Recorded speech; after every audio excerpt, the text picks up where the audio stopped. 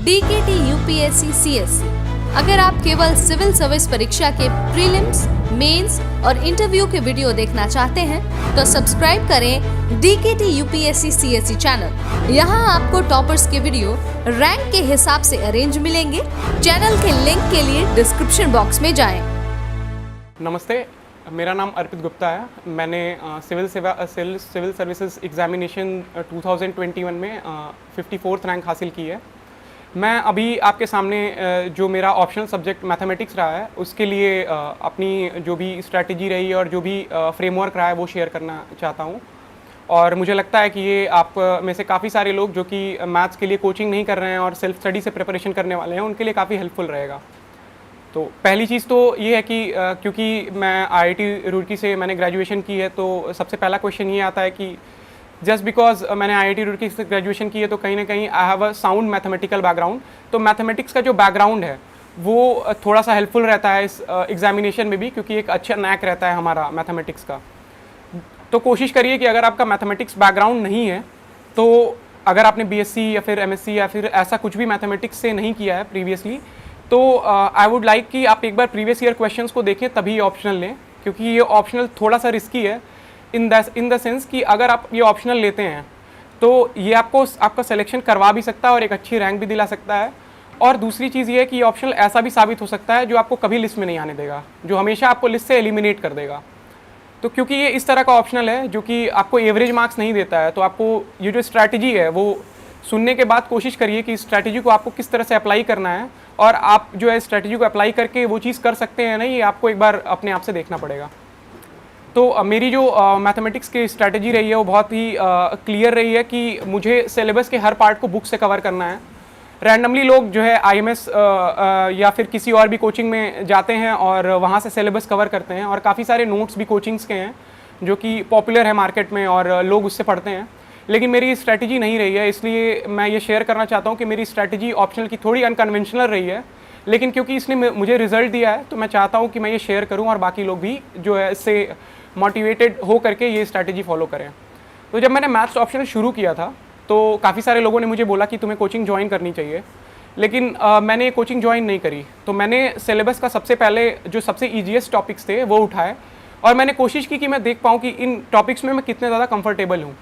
तो क्योंकि जो सिलेबस के मैथ्स के सबसे इजी टॉपिक्स हैं वो हैं लीनियर अलजेब्रा है या फिर कैलकुलस, क्योंकि एज एन इंजीनियर मेरे लिए कैलकुलस इजी होती है, तो कैलकुलस जो है मैंने पिक किया।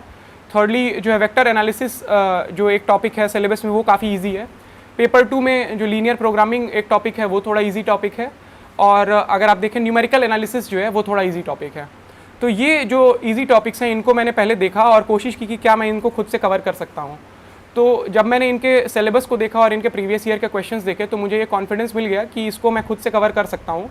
और क्योंकि डिफ़िकल्ट टॉपिक्स को ले करके मुझे आइडिया है कि कहीं ना कहीं कोचिंग्स भी डिफ़िकल्ट टॉपिक्स को अच्छे से एक्सप्लेन नहीं कर रहे हैं, तो मेरे अंदर ये कॉन्फिडेंस आ गया कि मुझे बुक से ही सिलेबस कवर करना है। अब पहली चीज़ तो ये है कि नोट्स से सिलेबस इसलिए कवर नहीं करना है क्योंकि नोट्स आपको कभी भी कंप्लीट नॉलेज नहीं दे सकते हैं।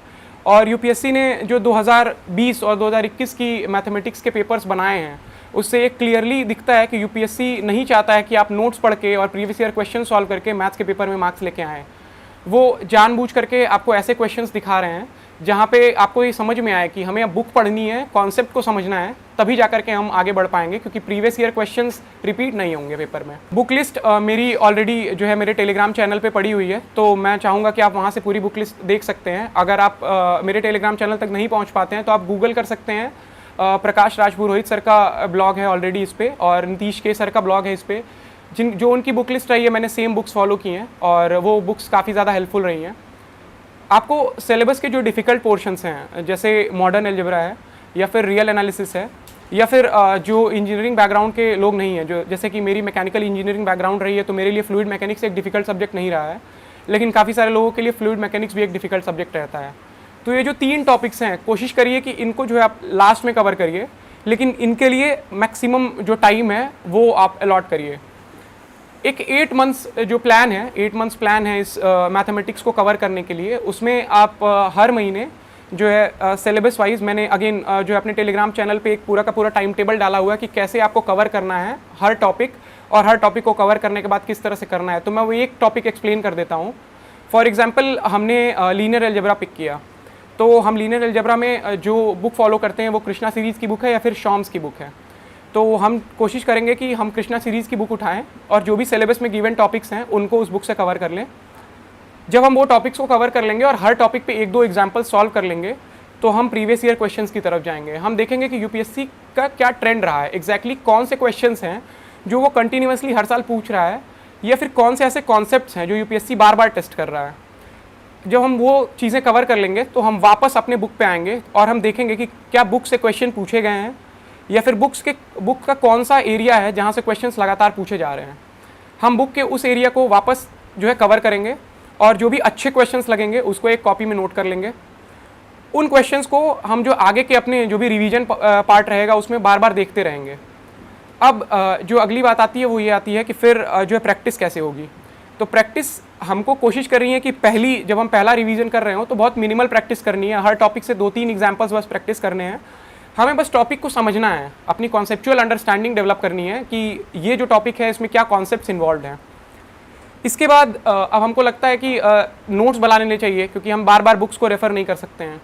तो मैं ये कहना चाहूँगा कि नोट्स बनाने की आपको ज़रूरत है नहीं, क्योंकि ऑलरेडी कनिष्क कटारिया सर ने, जो कि AIR 1 थे 2018 यूपीएससी CSE एग्जामिनेशन के, उन्होंने अपने नोट्स ऑलरेडी मार्केट में जो है सर्कुलेट किए हुए हैं।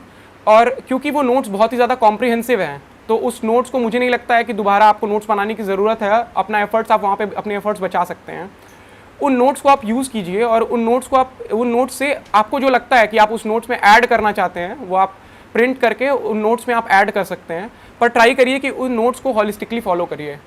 इसके बाद जब आप इन बुक्स को पढ़ लेते हैं तो आप जो फर्स्ट आइट्रेशन जब पूरे सिलेबस की आप कंप्लीट कर लेते हैं तो कुछ टॉपिक्स ऐसे होंगे जो आपको समझ में नहीं आएंगे। जो सबसे इंपॉर्टेंट है उसमें हुआ मॉडर्न अलजेब्रा।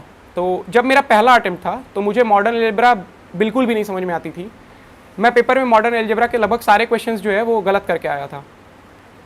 जब मैंने पहले अटेम्प्ट में मेरा जो मेंस क्लियर नहीं हुआ तो मुझे ये लगा कि कहीं ना कहीं जो लैक मेरा कर रहा है पार्ट वो है मैथ्स का पार्ट, और मैथ्स में वो पोर्शंस जहाँ पे मैंने मेहनत नहीं की है या फिर जहाँ पे जो पोर्शंस में मेरी कॉन्सेप्चुअल क्लैरिटी बिल्कुल नहीं है।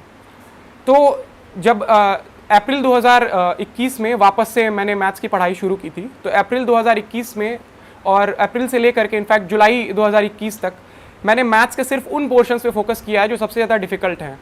तो और मुझे सीनियर्स ने एडवाइस किया कि जो है जो ऑलरेडी सर्विसेज में है कि मॉडर्न अलजेब्रा तुम छोड़ सकते हो, लेकिन मैंने वो एडवाइस कहीं ना कहीं नहीं मानी है क्योंकि मुझे लगा कि अभी सिलेबस को किसी भी पार्ट को छोड़ना बहुत रिस्की है।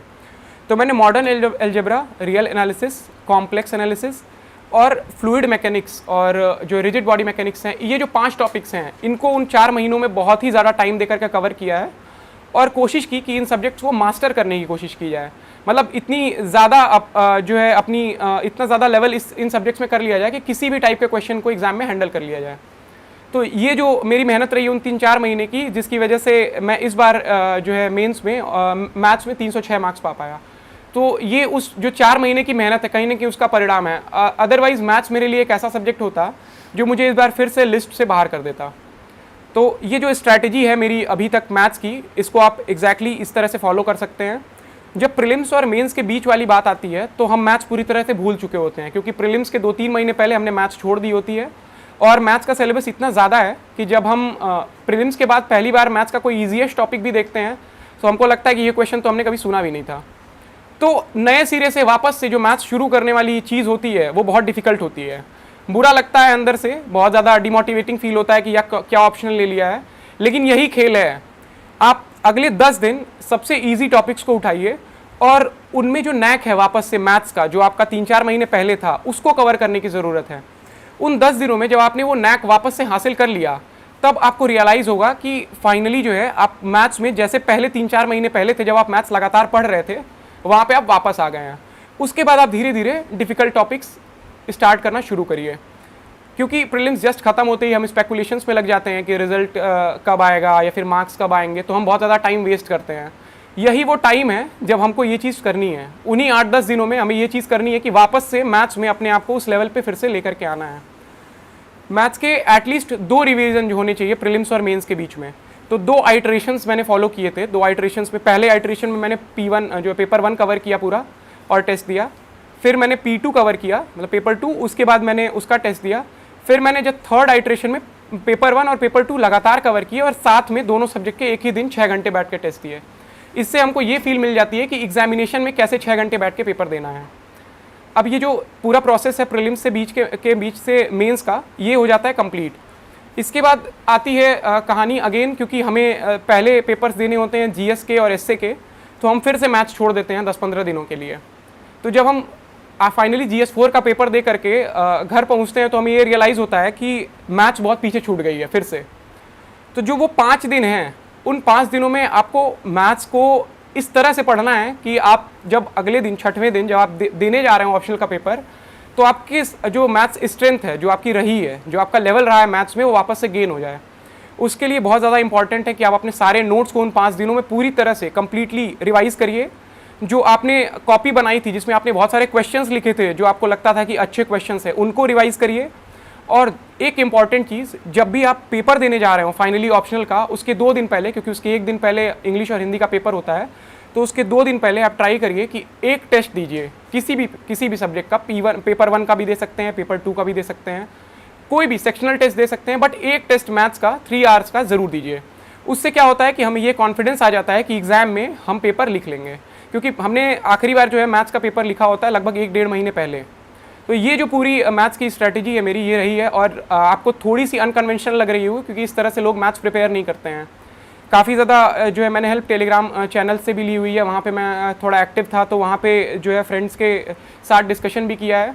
तो ये चीज़ें थोड़ी सी अनकन्वेंशनल है, क्योंकि मैथ्स जो है लोग अभी भी जो है वही पुराने ढर्रे पे चल रहे हैं कि IMS के नोट्स कवर करने हैं, IMS में कोचिंग करनी है और टेस्ट सीरीज ज्वाइन करनी है, ये जो भी चीज़ें हैं ये करनी है।